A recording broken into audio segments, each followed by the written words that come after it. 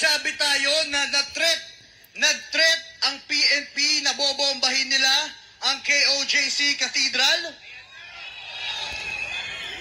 Pinasinungalingan pa ng tagapagsalita ng Philippine National Police Pro 11? Kaya nga, mas sinungaling, mapulis. Ano ito? Pasinungalingan nila ulit itong video na ito? Papayag ba kayo? Ngayon, pakinggan po natin kung paano tinakot ang isa sa ating manggagawa through audio. Play. Explode! Huwag yung i-explode! Grabe naman kayo, sir!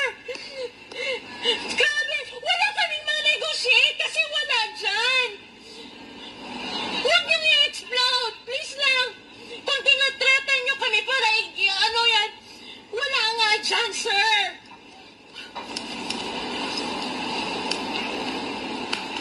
Huwag kayong mag-explode dyan! May mga tao dyan! Pwede ba, sir? Bahala! Simbahan na.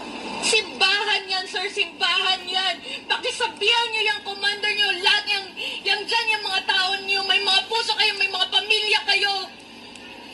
Mga tao yan dyan. Grabe naman kayo.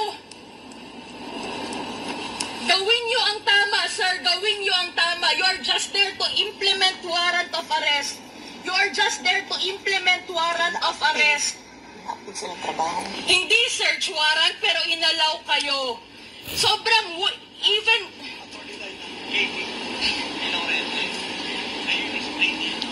Go back to the basic. Do not explode. Ano kayo mga terorista?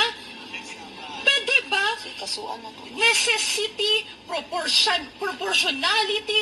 Hindi kami mga terorista. Please lang din, huwag kayong mag-explode.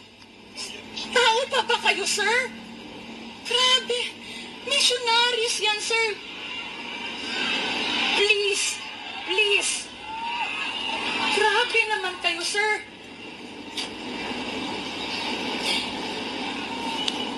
Huwag niyong i-threat sa amin ang buhay ng mga tao. Again, sir, pending yan. Ganun kayo ka-desperate yung tore na yan. Huwag nyo sa negotiation patayin yung mga inosenteng tao. I-explode, walang mamamatay. Anong klaseng negotiation? Ano yan? Ransom? Kidnapping for ransom ginagawa nyo? Naka-record to, di ba? Naka-record to. Naka-record tong lahat, di ba? Ako sa'yo, nakikisuyo, please negotiate. Yun lang, please negotiate.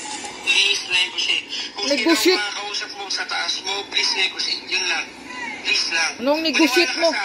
Gusto mo ng information, di ba? Binigay ko. They will use explosives kung hindi kayo mag-negotiate. Pero sinasabi sa'yo, klarong-klaro. Kaya nga, sir, Please negotiate. alam nyo how to implement warrant of arrest. May mga pending na motion to quash information and motion to quash warrant of arrest. Kaya ako nandito kasi naghihintay ako sa resolution ng Pasig City Judge. Yun nga, bakit yung minamadali? May mga pending resolution. May court order na temporary protection order. Sir, tao kayo! Gamitin nyo! Gamitin! Huwag lang kayo basta mag-ano lang sa mga utos ng mga leaders ninyo. Gamitin yung utak nyo. Hindi nga ako naniniwala sa leaders ko. Sinasabi ko lang sa'yo kung ano yung information. Kasi gusto mo ng information, di ba? Yung sinasabi ko sa'yo, negotiate.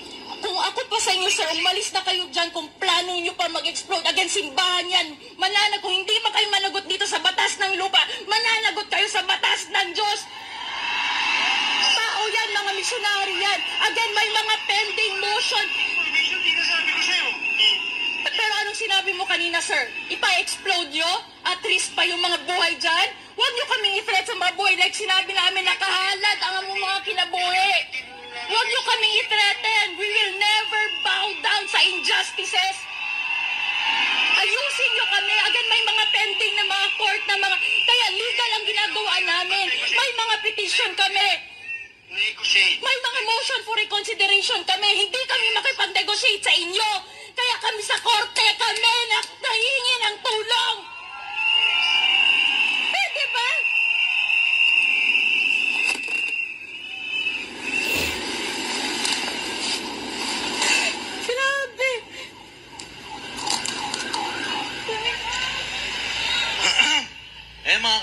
narinig, yung nagsasalita, ipapaliwanag ko lang po. Yung naririnig nyo po, yun po ang isa sa misyonaryong abogado na bilang sa timpo laban sa ginagawang illegal ng kapulisan. Ngayon po, may tumawag po sa kanya na pinapautos mula sa commander, kung ewan man yon, mula sa Philippine National Police. Ang sinabi po sa ating abogada, ilabas nyo si pastor sa loob ng 2 oras. Kung hindi nyo ilalabas, pasasabugin namin ang katedral nyo, ang lugar kung saan ang bawat isa sa inyo ay sumasamba. Ang lugar na sagrado ay aming pasasabugin sa loob ng 2 oras. Demonyo talaga. Hindi nyo daw po ilalabas si pastor, pasasabugin nila at wala na silang pakialam kung may Ayaw. mamatay man o hindi. Grabe ha. Ngayon, itong pagpasok ng Granada, mulat pa ba tayo sa kasinungalingan ng administrasyong ito?